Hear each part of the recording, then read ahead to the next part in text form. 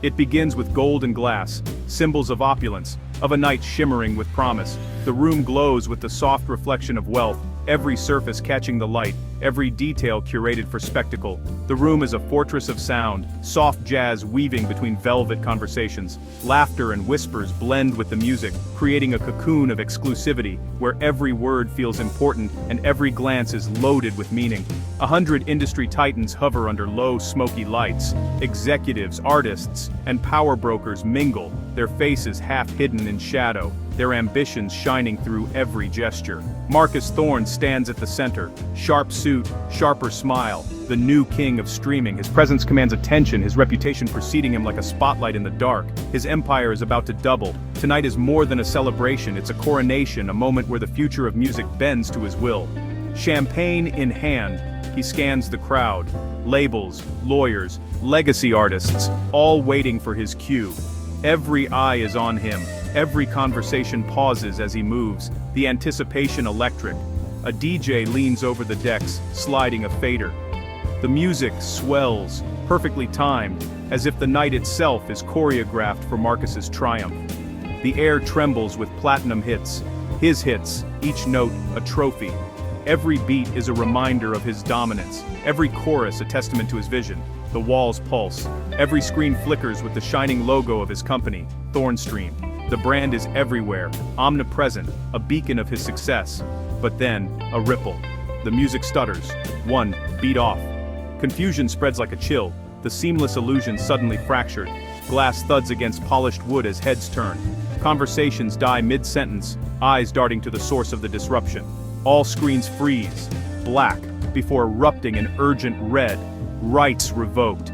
The letters bleed across the room, harsh and final, erasing the celebration in an instant. Every guest falls silent. No one speaks. The air thickens with uncertainty, the weight of what's happened settling over the crowd like a heavy curtain. The only sound is the slow, uncertain slide of the DJ's hand along the fader. The music fades, replaced by a tense, expectant hush. Marcus's fingers tighten on his glass. A single drop falls, glinting under the neon. His confidence flickers, replaced by a flash of doubt. The party is over before it begins. The promise of the night dissolves, leaving only silence, shattered dreams, and the echo of what might have been.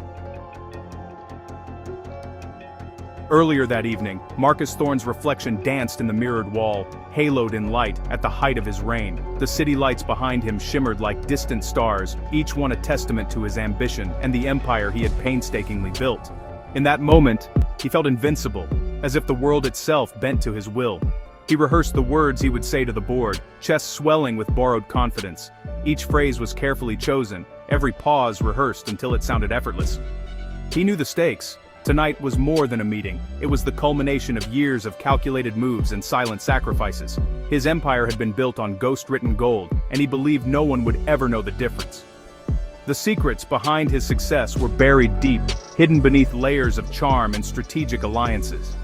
He convinced himself that the truth was irrelevant, as long as the results dazzled. He strolled past clusters of guests, each step measured, shoes echoing off marble. The corridor seemed endless, lined with faces both familiar and forgettable, all watching, all waiting for his next move. Every stride was a performance, a silent declaration of dominance. Every handshake, every laugh, was calculated. He felt untouchable. The room buzzed with anticipation, but Marcus moved through it like a conductor guiding an orchestra, every gesture deliberate, every smile hiding 1,000 intentions. In the hush before the main announcement, he placed his hand on the glass conference table, knuckles white, a silent claim of territory. The music swelled.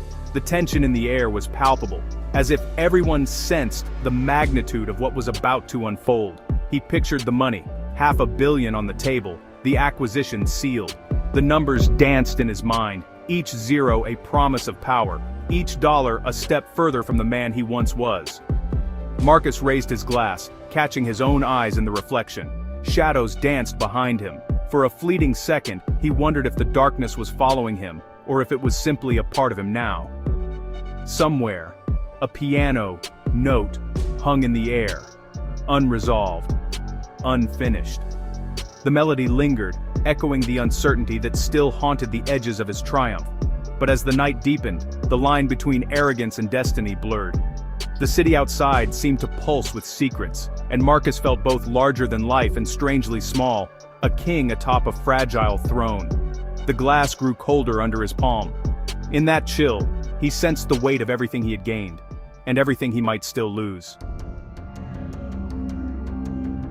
The moment the screens turned, time fractured. The crowd stilled, eyes locked on the pulsing words. Rights revoked. A red wave spilled over the room, washing away years of industry certainty. The music collapsed into static. Marcus's phone buzzed, a staccato tremor in his pocket. He stared, frozen. The lawyers surged forward, faces grim in the half-light, whispering names and clauses. Staffers huddled by the exit, their badges shining like small shields. No one knew what to say. A glass slipped from someone's hand, shattering. The sound was sharp, final. Marcus's mind raced. Contracts, signatures, the hidden lines in the fine print. Sweat traced his temple. The world tilted. In that instant, the empire he built on borrowed words began to crumble, brick by silent brick. Weeks later, a different room. Fluorescent hum, papers shuffled, voices hushed. The deposition chamber is cold, all edges. Marcus sits beneath a single light, hands clasped tight. Across from him, attorneys, their eyes unreadable. A court reporter keys each word. Soft click, click, click.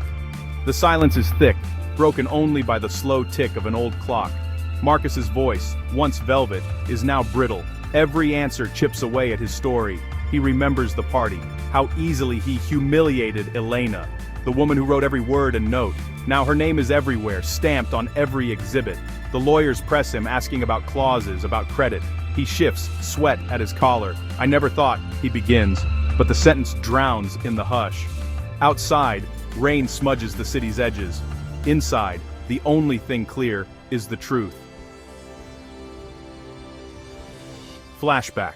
The studio glows blue, LEDs along the mixing desk, casting a cool, electric haze over everything. The hum of creativity pulses in the air, a quiet energy that fills every corner of the room. Keyboards blink like patient eyes, waiting for inspiration. Each light is a silent witness to the hours spent chasing the perfect sound. Elena sits at the center of it all, headphones half off, laughter spilling as she tweaks a melody. Her laughter is soft but genuine, echoing off the walls lined with old records. The air is thick with the scent of coffee and old vinyl, a blend of late nights and endless takes.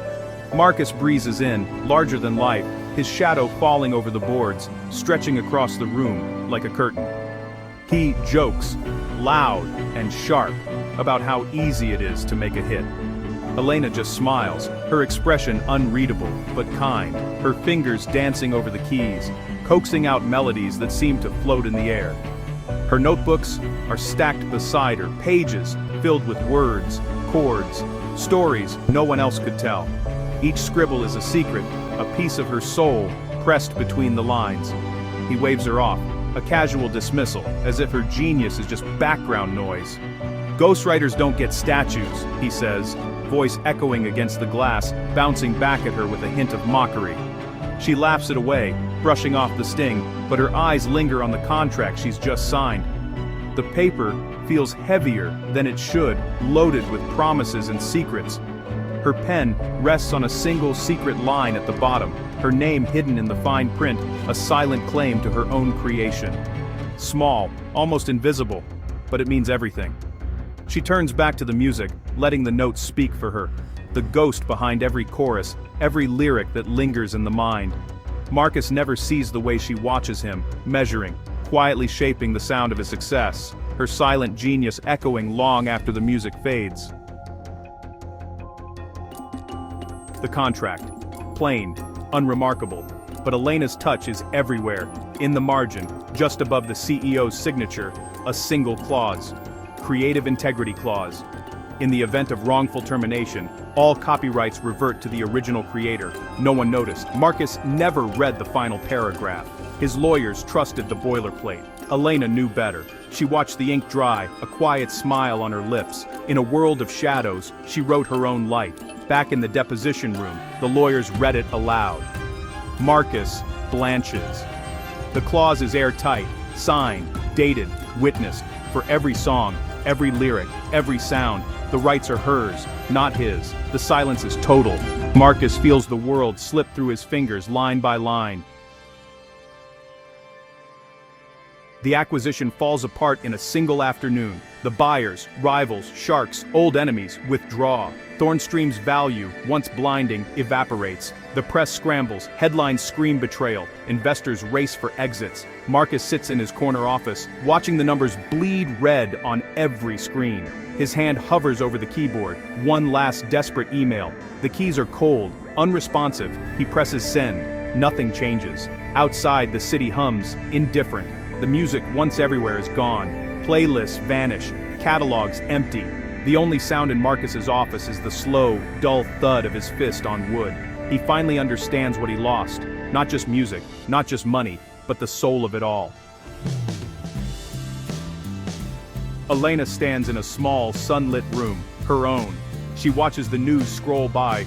Thornstream collapse. Ghostwriter claims empire. Her phone buzzes with messages. Agents, labels, artists, all wanting her now. She breathes in, steady. The world sees her for the first time. Her songs return, her name beneath every title. She is no longer an echo. She is the voice. The lawyers call, offering deals. She waits, unhurried. Power now is hers to wield or ignore. Marcus is left with nothing. The board votes him out. His legacy is a footnote, a cautionary tale. Elena's laughter fills a new studio. Brighter now, no more shadows. Justice is slow, but it comes, quiet, certain, unstoppable.